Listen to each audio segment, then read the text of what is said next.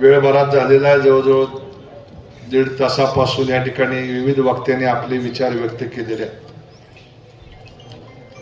आणि 2017 नंतर जवळजवळ 8-9 वर्षानंतर ही निवडणूक येऊ घातलेली आहे.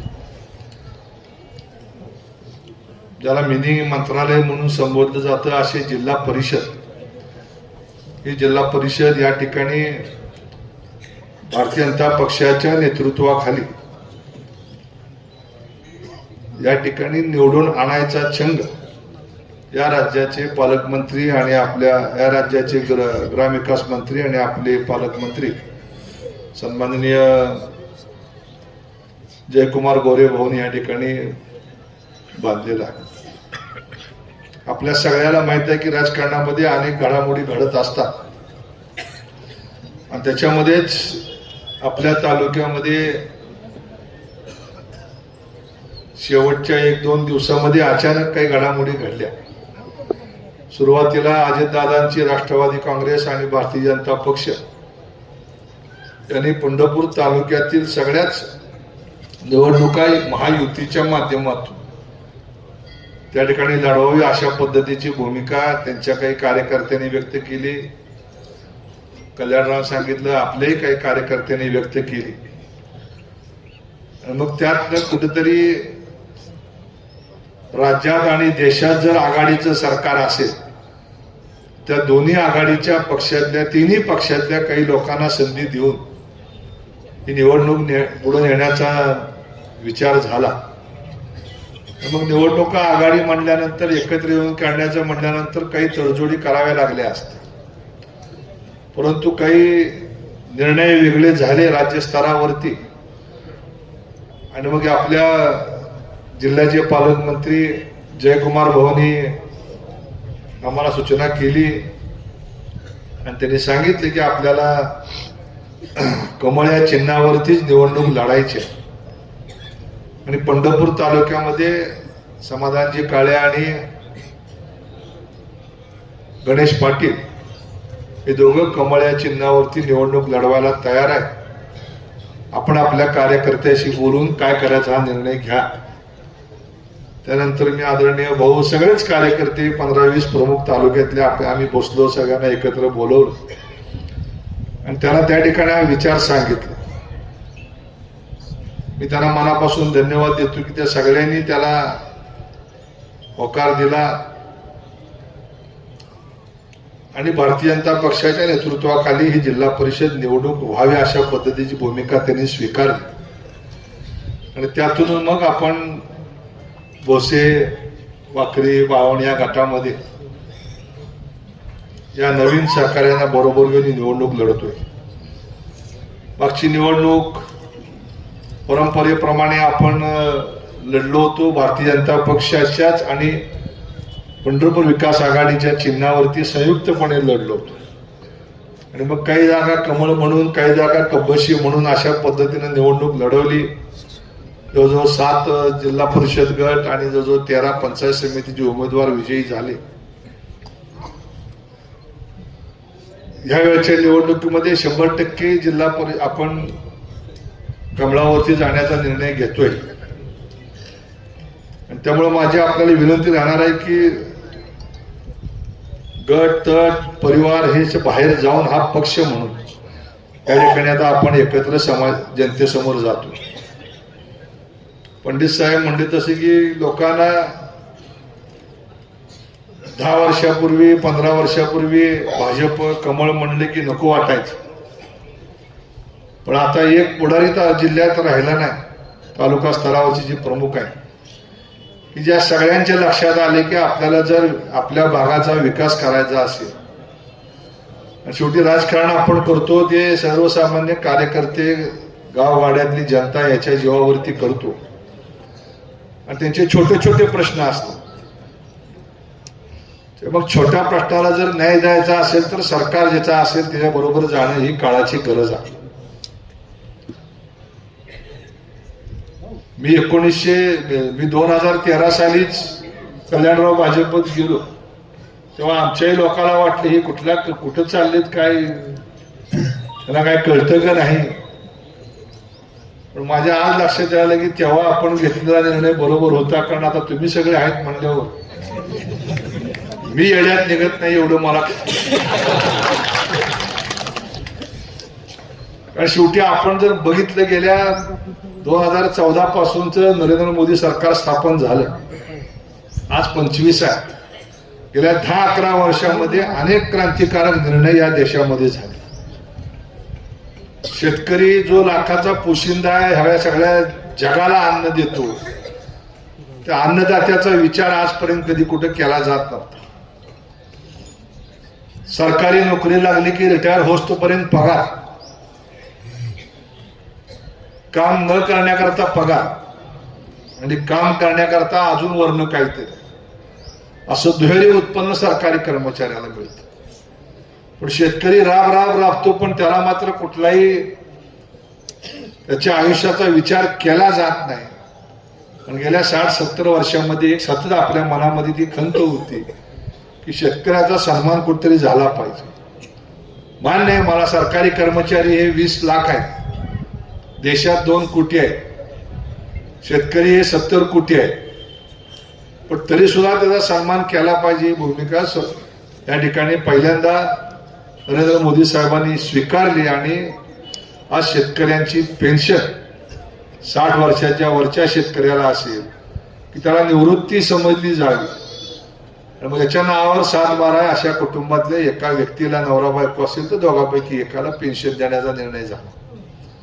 आज आपण ग्रामीण भागात कार्य करतो, काम करतो, आपल्याकडे लोक येतात, लोकांचे सगळ्यात मोठे प्रश्न कुठले आहेत तर आर्थिक प्रश्न. मग छोट्या छोट्या कामाकरता लोकांना बँकांपुढे जावं लागतंय, पतसंस्था पुढे जावं लागतंय, कारखान्यामध्ये ॲडव्हान्ससाठी यावं लागतं. आज आपलं सगळं अर्थकारण जे प्रपंचाचं आहे ते बिघडतं, त्याच्यामध्ये मोठा हिस्सा असतो आपल्याला वैद्यकीय क्षेत्रामध्ये करावा लागणारा खर्च. आज ग्रामीण भागातल्या किंवा कुठल्याही शहरातल्या, म्हणजे झोपडीत राहणारा असू द्या, घरात राहणारा असू द्या, त्याचं उत्पन्न मर्यादित आहे. असा मग शेतकरी असेल, कामगार असेल, मजूर असेल, असंघटित मजूर असेल, अशा सगळ्यांना आम्ही बघतो की त्यांची अपेक्षा असते की वैद्यकीय एखादं संकट उद्भवलं तर त्याला त्यातलं बाहेर कसं पडायचं. ह्याकरता एक मोठा निर्णय झाला आणि प्रत्येक कुटुंबाला दरवर्षी 5 लाख रुपयापर्यंतचा मेडिकलचा विमा, वैद्यकीय सेवा फुकट देण्याचा निर्णय झाला. पहिल्यांदा मर्यादित 120,000 होते, 180,000पर्यंत गेलं.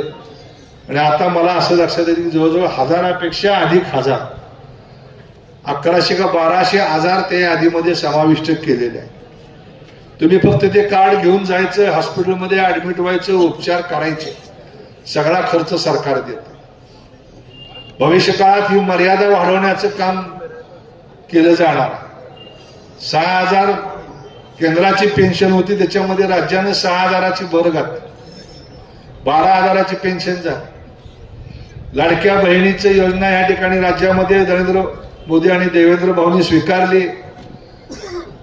त्याच्यामध्ये महिन्याला 1,500 रुपये, वर्षाला 18,000 रुपये या लाडक्या बहिणींना किंवा सगळ्या माता भगिनींना त्या ठिकाणी देण्याचा निर्णय झाला.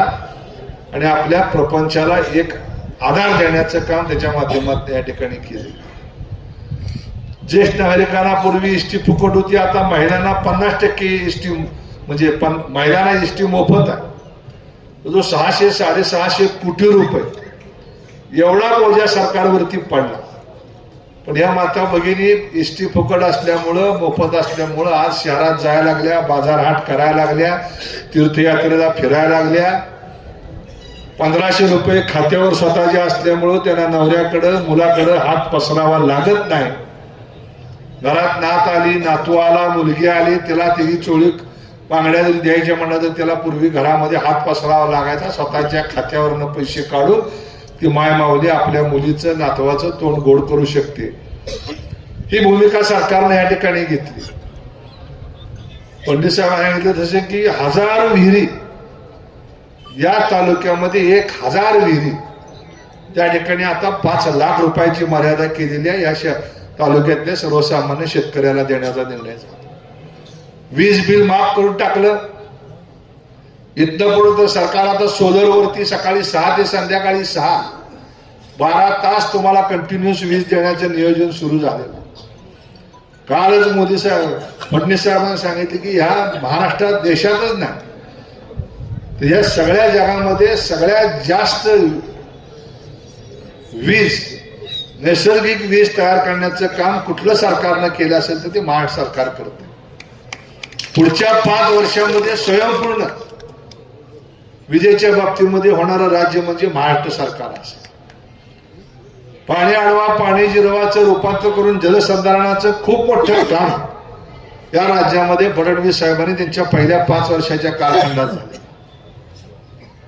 जलमुक्त शिवारच्या माध्यमातून अनेक जलयुक्त शिवारच्या माध्यमातून काम झालं. अनेक गावं यावर्षी चांगला पाऊस काळ झाला. मंगळवेढा असेल जत असेल या आटपाडी असेल ही सगळी गावं जी टंचाईचे तालुके होते ह्या तालुक्यामध्ये गेल्या 3 ते 4 वर्षामध्ये एकही टँकर लावावा लागला नाही अशा पद्धतीचं काम या ठिकाणी झालं. रस्त्याची कामं मोठ्या प्रमाणामध्ये चालू आहेत. नॅशनल हायवेची कामं चालू आहेत. रेल्वेची कामं चालू आहेत. विमानतळाची कामं चालू आहेत. बंदराची कामं चालू आहेत. गावात जोडणारे रस्ते सुद्धा प्रधानमंत्री ग्राम सडक योजना असू द्या मुख्यमंत्री ग्राम सडक योजना असू द्या या माध्यमातून या ठिकाणी करण्याचं काम सुरू झालं.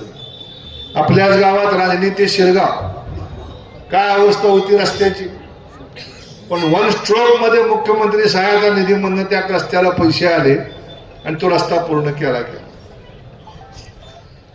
असे अनेक रस्ते अगदी सरकोली ओजेवाडी सरकोली रांजणी सरकोली मागच्या जिल्हा परिषदेला शब्द दिला होता 2 रस्ते आपण केले. तिकडे खाली शिरगाव वाडेकर वस्ती त्या रस्त्याचं काम झालं. या रांजणीमध्ये बघितलं तर पीएससीची गरज होती. आपण जेव्हा करकमचं पीएससी कॉटेजमध्ये रूपांतर झालं तेव्हा तिथलं उमऱ्याला नेलं आणि नवीन पीएससी मंजूर झालं. त्याच्याकरता 5-5.5 कोटी रुपये या राजनीच्या पीएससी करता विजयकुमार देशमुख साहेब पालकमंत्री असताना 1 स्ट्रोक मध्ये त्या ठिकाणी देण्याचं काम झालं. जागा नव्हती जागा विकत घेऊन आपण त्या ठिकाणी पीएससी उभा केला. म्हणजे ही सगळी कामं मी का सांगतो की तुमच्या माझ्या जिव्हाळ्याचे प्रश्न आहेत. पाण्याचे प्रश्न असतील आज पाणीपट्टी नाही आहे वीज पट्टी नाही आहे दुष्काळ पडला दुष्काळात मदत आहे अतिवृष्टी झाली काही सर्कलमध्ये झाली काही सर्कलमध्ये कमी झाली होती. पण काशेगाव सर्कल असेल द्राक्षाच्या बागा होत्या किती पैसे मिळले विजयला 10.5 कोटी रुपये काशेगाव सर्कल 195 कोटी का काहीतरी 100 कोटी रुपये आपल्या तालुक्यातल्या शेतकऱ्याच्या खात्यावरती अतिवृष्टीचं नुकसान झालं म्हणून सरकारनं जमा केले. इथं न मिळलेलं कोण कोण हात वर करावं आणि मिळलेले हात वर करावं. बघा एवढंच नाही तर अतिवृष्टी झाली जमीन खरडून गेली त्याचे पैसे दिले घरं पडली त्याचे पैसे दिले.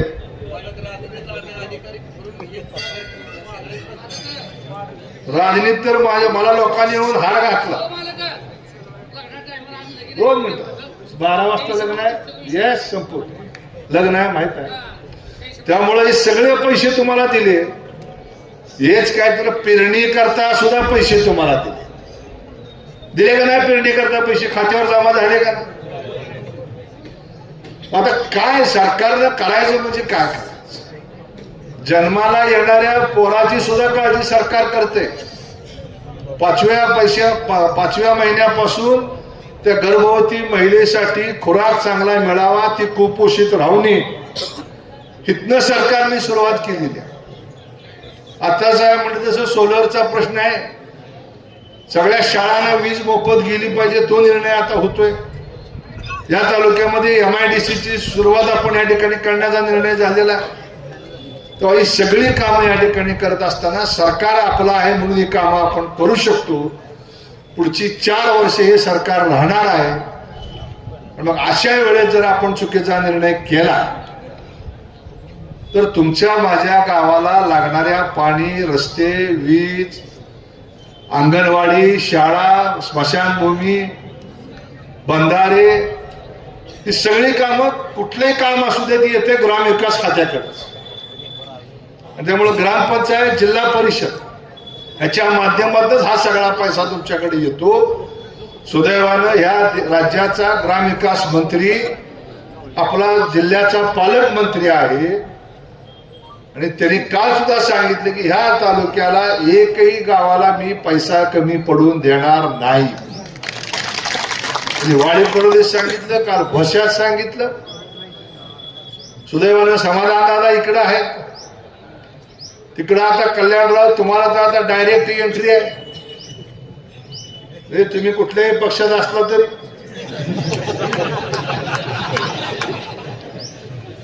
त्यामुळं काळजीचा काही विषय नाही. आणि त्यामुळं आपल्या भारतीय जनता पक्षाची भूमिका घेऊन आम्ही आपल्या पुढे आलोय. वेळ थोडा आहे कारण आज विठ्ठल रुक्मिणीचं लग्न आहे, वसंत पंचमी आहे, त्याचंही बरोबर आहे. तेव्हा आपल्याला 12च्या आत त्यांचं लग्न लावायचंय, पण वेळ फार मी घेणार नाही.